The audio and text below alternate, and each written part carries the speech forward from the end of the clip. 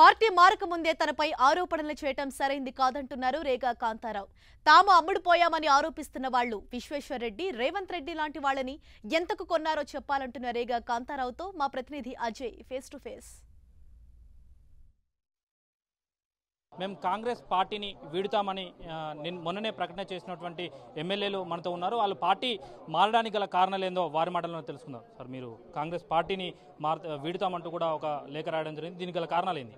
అంటే మా ప్రాంతం, మా ఆదివాసీ సమాజం అంతా కూడా అభివృద్ధికి ఆమడ దూరంలో ఉండి ఇప్పటి వరకు కూడా చాలా ఇబ్బందులు ఎదుర్కొంటా ఉన్నాం. విద్య, వైద్యం, ఆరోగ్యం విషయంలో కూడా అనేక ఇబ్బందులు పడుతూ ఉన్నాం. ఇటువంటి పరిస్థితులలో అటవీ హక్కులకు సంబంధించినటువంటి భూములు చేసుకుంటూ ఉంటే వాటికి పట్టాలు రాక అనేక ఇబ్బందులు పడుతున్న అధికారుల వేధింపులు, అనేక ఇబ్బందులు పడుతున్నటువంటి పరిస్థితులలో ఇవన్నీ విషయాలను కేసీఆర్ గారి దృష్టికి తీసుకుపోవడం జరిగింది.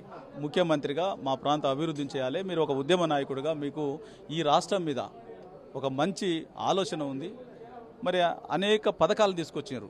రైతు బంధు పథకం అయితేంది, అదేవిధంగా మిషన్ భగీరథ పథకం అయితేంది, ఇటువంటి అనేక పథకాలు తీసుకొచ్చారు. దాంతోపాటుగా అనేక వెనుకబడినటువంటి వర్గాలన్నింటినీ కూడా మరి పెద్ద ఎత్తున అభివృద్ధి చేయాలి, వాళ్ళందరినీ అబోవ్ పావర్టీ లైన్కి తీసుకురావాలనే అటువంటి ఆలోచనతో, ఒక దృక్పథంతో, మంచి ఆలోచనతో మరి అనేక వర్గాలకు మరి కోట్ల రూపాయల నిధులు కేటాయించి వారి ప్రత్యేక కృషి చేస్తూ ఉన్నారు. అదేవిధంగా మా ఆదివాసుల కోసం కూడా మేము కూడా ఆ రోజు ఉద్యమంలో పెద్ద ఎత్తున పార్టిసిపేట్ చేసారు, మా సమాజం కూడా.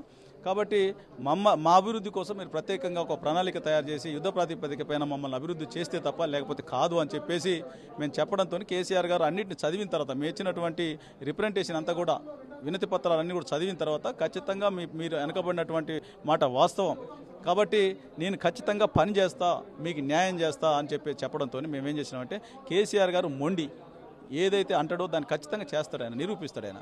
కాబట్టి ఆయన మాకు నమ్మకాన్ని కలిగించిండు కాబట్టి మేము ఆయనతో నడవాలని చెప్పేసి ఆలోచన. కాంగ్రెస్ ఎమ్మెల్యేలను టీఆర్ఎస్ పార్టీ కొంటుంది, మా ఎమ్మెల్యేలను అమ్ముడుపోయారంటూ కూడా కాంగ్రెస్ వాళ్ళు ఆరోపణ చేస్తున్నారు. నిన్న పీసీసీ అయితేంది, అదేవిధంగా సీఎల్పీ లీడర్ కూడా ఆరోపణ చేసినటువంటి ఈ నేపథ్యంలో మీరు దీన్ని ఎలా చూస్తారు? మీ ఇంట్లో ముందు కూడా ధర్నా చేస్తారంటూ కూడా ధర్నా కూడా పిలుపునివ్వడం జరిగింది. ఒకటేందంటే ముఖ్యంగా అమ్ముడు పోయే వాళ్ళం అయితే ఎమ్మెల్సీకి ఓటేస్తే 50 లక్షలు ఇస్తారని ఆఫర్ చెప్పారు మీ లీడర్లు, మీ రాష్ట్ర లీడర్లే మాకు ఆఫర్ ఇచ్చారు. అమ్ముడు పోయే వాళ్ళం అయితే మీ 50 లక్షల రూపాయలు తీసుకొని మేము ఓటేసే వాళ్ళం. లేఖలో కూడా అవసరమైతే రాజీనామా చేస్తామని చెప్పడం జరిగింది. అంటే అవసరమైతే చేస్తారా, రాజీనామా చేస్తారా? మేము అవసరం వస్తే రాజీనామా చేస్తామని ప్రకటించినాం మేము. ఎందుకంటే మేము టీఆర్ఎస్ పార్టీలో చేరలే, ఇంకా మేము టీఆర్ఎస్ పార్టీలో చేరలే. మేము లీగల్ ఎక్స్పర్ట్స్ తెలుసుకుంటాం, ఒపీనియన్ తీసుకున్న తర్వాత అప్పుడు మేము ఏందని నిర్ణయం తీసుకుంటాం. ఎమ్మెల్సీ ఎన్నికల కోసమే తమకు సరైన బలం లేదు కాబట్టే మా ఎమ్మెల్యేని కొంటున్నారంటారు. అయితే ఈ ఎమ్మెల్సీ ఎన్నికల నేపథ్యంలో ఎమ్మెల్సీ ఎన్నికల ముందు అంటే ఓటు వేసిన తర్వాత రాజీనామా చేస్తారా, ఓట్లు ఎలక్షన్స్ అయిపోయినాక చేస్తారా? అసలు నీకెంతమంది ఎమ్మెల్యేలు ఉన్నారు? నీకు 19 మంది ఎమ్మెల్యేలు ఉంటే 21 మంది కావాలి. నువ్వు ఎవరిని కొందామని పెట్టినావు ఫస్ట్? నువ్వు అసలు నీకున్న ఎమ్మెల్యేల మీద నమ్మకం లేకనే నువ్వు 50 లక్షల ఆఫర్ ఇచ్చినావు. నువ్వు దాన్ని చూసుకో ఫస్ట్.